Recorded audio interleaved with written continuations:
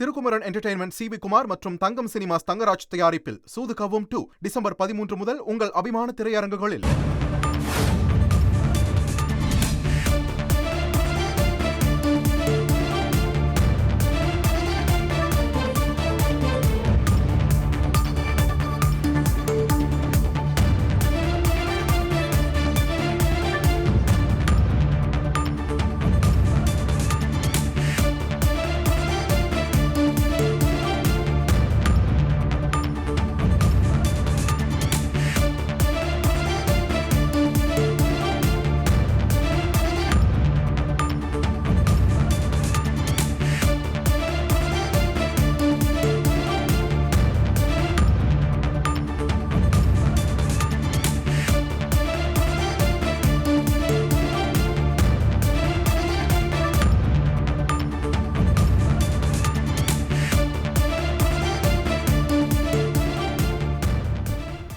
தமிழகம் மற்றும் தெற்கு ஆந்திராவில் தொடர்ந்து கனமழை பெய்து வரக்கூடிய நிலையில் திருப்பதி மலைப்பாதையில் இந்த கனமழையின் காரணமாக பாறைகள் சரிந்து விழுந்து இருக்கின்றன. இது தொடர்பான முக்கிய செய்தியை நாம் பார்த்து வருகிறோம்.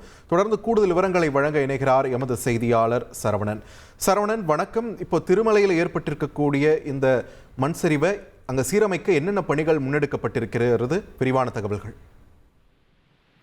திருப்பதி மலையில் கடந்த நேற்று இரவு முதல் கனமழை பெய்து வருகிறது. இதனால் தேவஸ்தான நிர்வாகம் மலைக்கு வரும் பக்தர்கள் எச்சரிக்கையாக வர வேண்டும் என எச்சரிக்கை விடுத்துள்ள நிலையில் இன்று மாலை அந்த பாறைகள் சரிந்து விழுந்த நிலையில் போக்குவரத்து பாதிக்கப்பட்டுள்ளது. உடனடியாக தேவஸ்தான இன்ஜினியர், அதாவது தொழில்நுட்ப ஊழியர்கள் உடனடியாக அதனை அப்புறப்படுத்தும்